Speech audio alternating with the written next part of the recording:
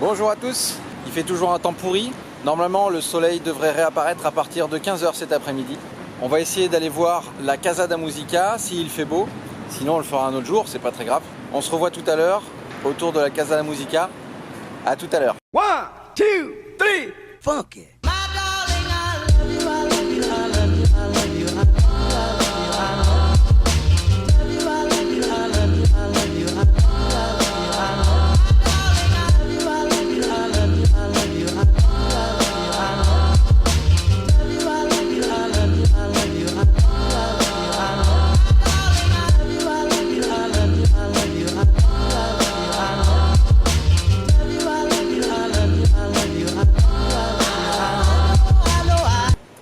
Salut! J'en profite pour vous expliquer un petit peu le contenu de ce vlog. Alors pourquoi un vlog sur ma chaîne? Pourquoi j'ai décidé de diversifier les formats et de vous présenter un nouveau format de vidéo?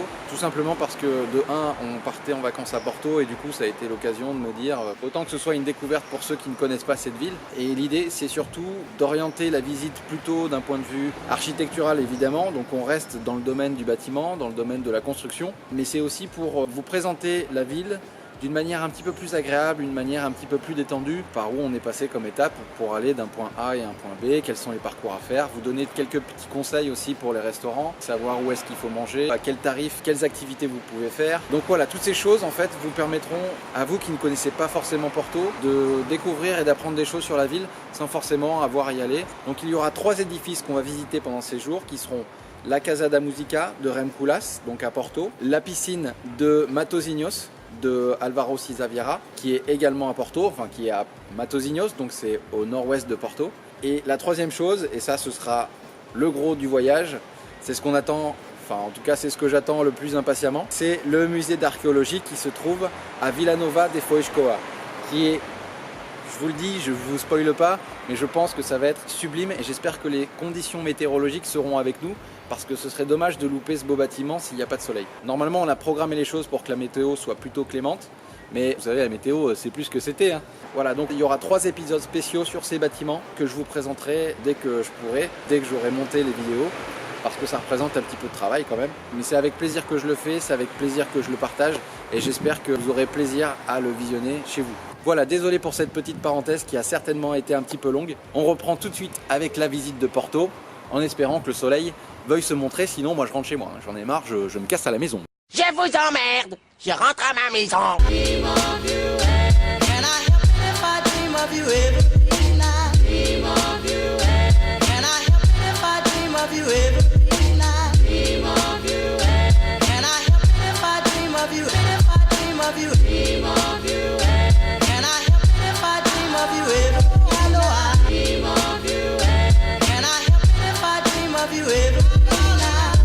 Si vous avez un petit coup de barre à cause du temps ou de la chaleur, prenez donc un açaï.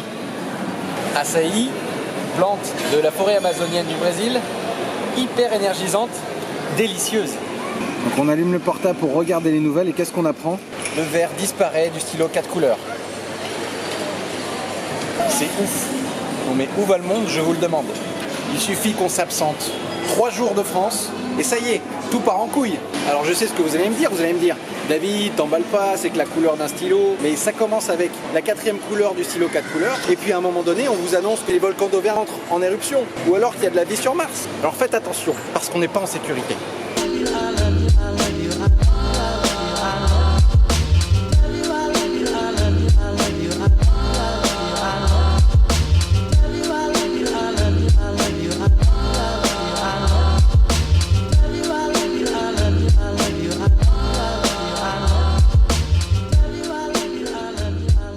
Voilà, on vient de manger un açaï, on est requinqué. Si jamais vous avez jamais goûté d'açaï, donc sachez que c'est une baie qui pousse dans la forêt amazonienne au Brésil et qui est donc importée. On en trouve très peu en France et au Portugal.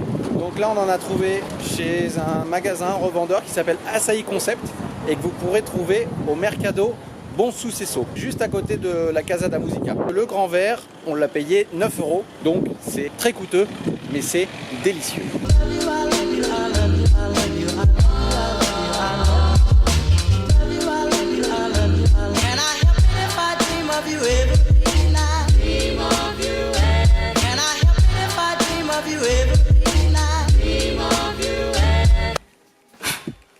Salutations. On se revoit parce que j'aimerais vous parler un petit peu du programme de notre séjour à Porto. Au niveau de la durée effective à Porto, on compte rester à peu près 3-4 jours dans un premier temps. Et ensuite, ce qu'on aimerait faire, c'est partir pour aller voir un édifice remarquable à 2h30 de route à peu près de Porto, donc beaucoup plus à l'est dans les terres, quasiment à la frontière espagnole. Le mieux pour vous expliquer, c'est peut-être que je vous fasse un dessin. Je vais aller chercher ça tout de suite. Donc, on va faire un petit schéma. Là, on a l'océan Atlantique. Ici, c'est la frontière avec l'Espagne, voilà, qui descend. Nous sommes ici actuellement à Porto et nous devons nous rendre ici, à Vilanova de Foix.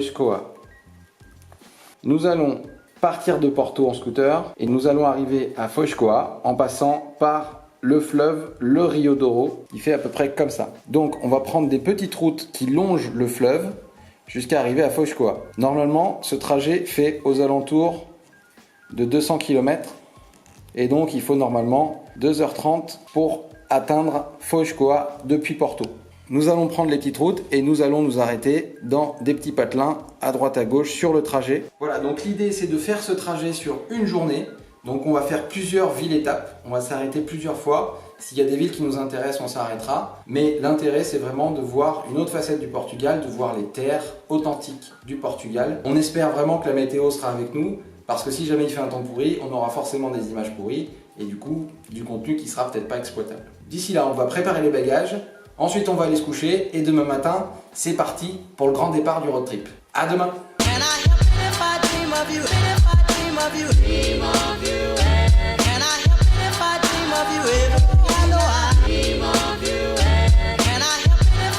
Of you ever